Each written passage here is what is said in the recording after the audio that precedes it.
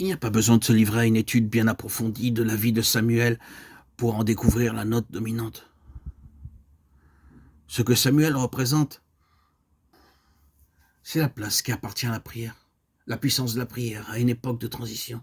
Si vous voulez, vous pouvez dire de Samuel que sa vie n'est que prière. Lisez le psaume 99. Et Samuel parmi ceux qui invoquaient son nom. Lisez Jérémie 15:1. L'Éternel me dit, quand Moïse et Samuel se présenteraient devant moi, je ne serai pas favorable à ce peuple. Chassez-le loin de ma face, qu'il s'en aille. Voilà une déclaration qui compte. Parmi tous les hommes qui se sont fait un nom par leur puissance spirituelle, Dieu distingue Moïse et Samuel. Nous savons comment Moïse s'interposa en faveur du peuple et comment ensuite, de son intercession, il sembla que Dieu eût changé d'idée. Telle est au moins l'interprétation naturelle. Après la prière de Moïse, nombre 14, les intentions de Dieu, semble-t-il, se sont modifiées. Dieu s'est repenti. Ainsi, Moïse se tient la brèche et il émeut le ciel par ses supplications. Samuel est mis en parallèle avec lui comme si l'Écriture voulait nous dire que ces deux hommes représentent le dernier mot en matière d'action sur Dieu par la prière. Ce qui est mis en relief dans la personne de Samuel, c'est le principe de la prière à une époque de transition. C'est la prière qui est le trait d'union entre ce qui est et ce que Dieu veut, entre une situation précaire et le retour à une situation normale.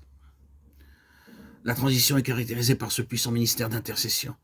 De l'angoisse et de la détresse d'Anne est issu cet instrument de prière qui va provoquer un changement de régime.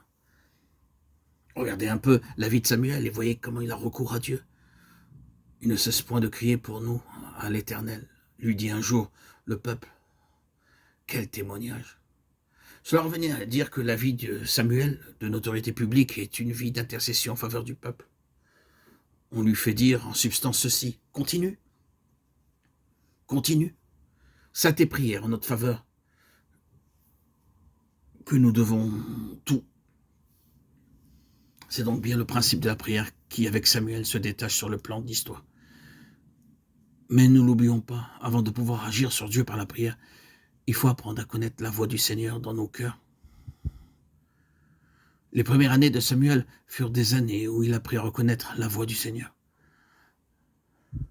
Même lorsqu'Élie laissait parler cette voix sans y prendre garde, Dieu apprenait au jeune Samuel à la reconnaître. Pour pouvoir nous adresser à Dieu avec puissance, il nous faut cette intelligence spirituelle qui est experte à discerner quand l'Esprit parle en nous. Pour pouvoir parler à Dieu,